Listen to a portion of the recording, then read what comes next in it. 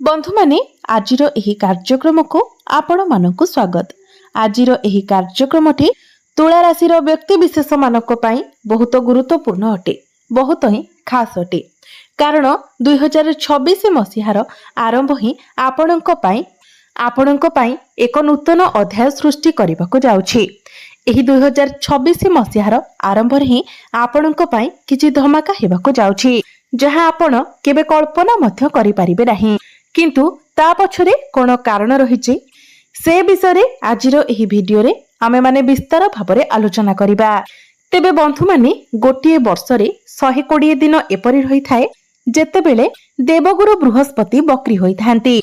तेबे गुरुंकर एही बक्री चलन 12 गोटी राशि मानक उपरे बहुत अधिक प्रभाव पकाई थाए। कारण जेतेबेले कोनोसी ग्रह बक्री होई थांती सेतेबेले से अधिक शक्तिशाली होई जाई थांती। जदि ग्रह आपणकर शुभ स्थान रे गोचर करुथांती एवं शुभ स्थान गुड़िक उपरे तांकर दृष्टि रही थाए तो एपरि परिस्थिति रे सेही ग्रह आपणको अधिक शुभ फल प्रदान करिथांती। एवं जदि कोनोसी ग्रह आपणकर अशुभ स्थान रे गोचर करुथांती एवं अशुभ ग्रह गुड़िक उपरको तांकर दृष्टि रही थाए तो सेही क्षेत्र रे से आपणको अधिक अशुभ फल प्रदान करिथांती। तेणु यह गुरुत्वपूर्ण अटे जे गुरु आपणको कुंडलीर केउ भाबरे बक्री होइछंती।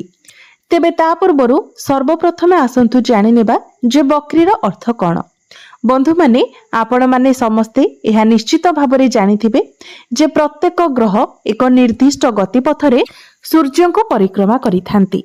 प्रत्येक ग्रहंकर एक निर्दिष्ट गतिपथ रही थाए, किंतु जेतेबेले सूर्य एवं सेही ग्रहंक मध्यरे पृथ्वी चली आसी थाए एवं पृथ्वी आगको चली जाय थाए सेतेबेले आमको एपरि प्रतीयमान होई थाए जेमिति कि ग्रहटी बक्री होई जायछि, किंतु वास्तव रे सेपरि किछि होई न थाए।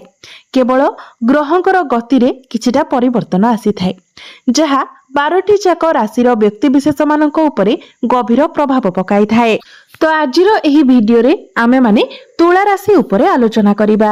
एही 120 दिन आपणक जीवन रे कोन सब परिवर्तन आनिबाको जाउछि, आपणक जीवन रे केउ सब बड़ घटना घटिबाको जाउछि, आपणक कुंडलीर केउ भाबरे गुरु बक्री हेउछंती एवं केउ सब भाव उपरकु गुरुंकर दृष्टि रहुछि। तो सेथि पई आपण माने वीडियोटी को स्किप न करी शेष पर्यंत निश्चय देखंतु एवं वीडियोटी को लाइक करी चैनल टी को सब्सक्राइब करी दियंतु। कमेंट बॉक्स रे भक्ति एवं श्रद्धार सहित जय श्री जगन्नाथ जय मां लक्ष्मी निश्चय लिखंतु। तो बंधु माने आसंतु आरंभ करिबा आजिर एही कार्यक्रम को जहां आपणकर जन्म राशि तथा चंद्र राशि उपरे आधारित अटे। तेबे राशि चक्रर 12 गोटी राशि मध्यरु सप्तम राशि हेउछि तुला राशि। तो बंधु माने आपणको पई सबुठारो खुशीर कथा हेउछि जे गुरु आपणकर दशम भावरे गोचर करूछंती। बंधु माने जेतेबेले कोनोसी गृह रे बक्री होई थांती तो सेही गृह सह जड़ित कार्य गुडी करे से संपूर्णता देई थांती। जदि सेही भाव सह जड़ित आपणकर कोनोसी कार्य अटकी रही थाए तो सेही कार्य रे से आपणको पूर्णता देई थांती। आपणकर दशम भावरे गुरु उच्चस्थ अछंती। तेबे बंधु माने गुरु जेहेतु बक्री हेबे तो गुरु आपणको आपणकर नवम भावर फल मध्य प्रदान करिवे। गुरु हेउछंती आपणकर तृतीय भावर अधिपति। तो गुरु जेहेतु आपणको आपणकर भाग्य भावर फल प्रदान करिवे तेणु जदि आपणकर मार्केटिंग रो काम अछि, ट्रैवलिंग रो काम आपण करूछंती, ट्रांसपोर्टिंग रो काम करूछंती, इंपोर्ट एक्सपोर्ट रो काम करूछंती तो बक्री गुरु आपणको एही सब क्षेत्र रे बहुत अधिक शुभ फल प्रदान करिवे। तेबे गुरु आपणकर दशम भावरे बक्री हेउछंती। दशम भावटी होइथाय क्यारियर भाव, कार्य क्षेत्रर भाव। तो आपण निजे ही चेष्टा करिवे आपणकर क्यारियर रे परिवर्तन आनिबा पई, आपणकर क्यारियर रे आपण अचीवमेंट पाइबा पई आपण निजे ही निज तरफरु चेष्टा करिवे। आपणक मध्यरे मैनेजमेंट स्किल बढ़िबो, कम्युनिकेशन स्किल बहुत भलो रहिबो। एहा सहित गुरु जेहेतु आपणको आपणकर नवम भावर मध्य फल प्रदान करिवे तो आपणकर भाग्य मध्य प्रबल हेबो। आपण जेउ भी कार्य रे हाथ देबे सेथिरे आपणको सफलता मिलिबो। आपणको अल्प परिश्रम रे अधिक सफलता प्राप्ति हेबो। आपणकर जदि कौनसी कार्य अटकी रही तो सही कार्य आपणकर आगको बढ़िबो। बंधु माने गुरुंकर दृष्टि आपणकर चतुर्थ भाव, आपणकर षष्ठ भाव एवं आपणकर अष्टम भाव उपरे रहुछि। तो बंधु माने जदि आपण कोनोसी कंपटीशन रे पार्टिसिपेट करूछंती, कोनोसी स्पोर्ट्स लाइन रे आपण अछंती, तो एई सब क्षेत्र रे गुरु आपणको अधिक सफलता प्रदान करिवे।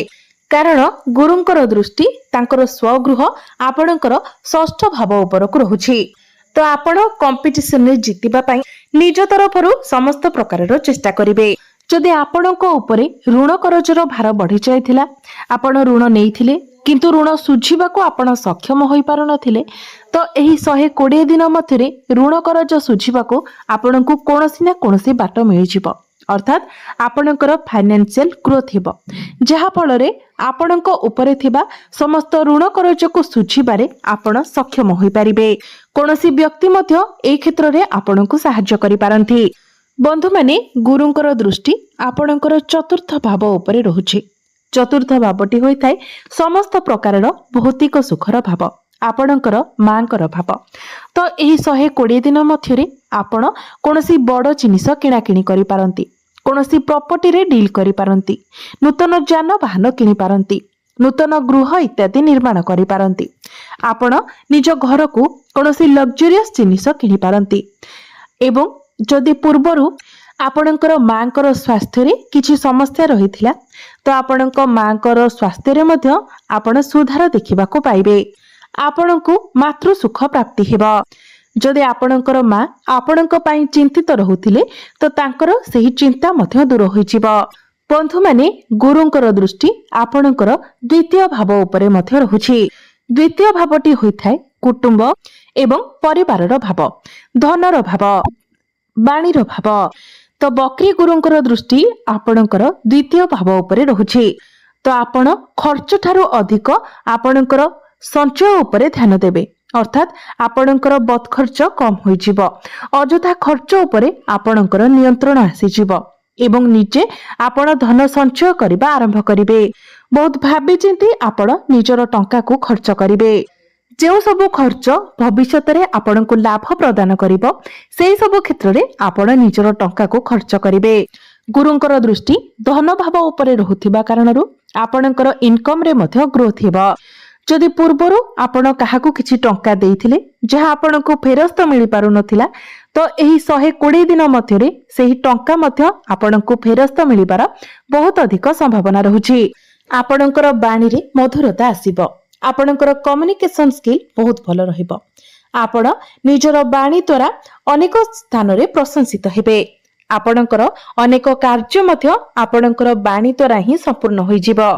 जदि आपण बैंकिंग सेक्टर रे अछंती, डॉक्यूमेंटेशन रे अछंती, काउंसलिंग रो काम करूछंती, कंप्यूटर रिलेटेड आपण किछि काम करूछंती, कंसल्टिंग रिलेटेड किछि काम करूछंती, तो एई सब क्षेत्र रे आपणको बहुत अधिक सफलता मिलिबाको जाउछि। तो बंधु माने गुरु जेहेतु आपणकर शुभ स्थान रे बकरी हेउचंती एवं शुभ स्थान गुड़िक उपरे गुरुंकर दृष्टि रहुछि, तो निश्चित भाबरे गुरु आपणको अधिक शुभ फल प्रदान करिबाको जाउछंती। एही 120 दिन आपणको पई वरदान साब्यस्त हेबाको जाउछि। जो 120 दिन मध्यरे आपणको अनेक किछि सफलता मिलिबाको जाउछि।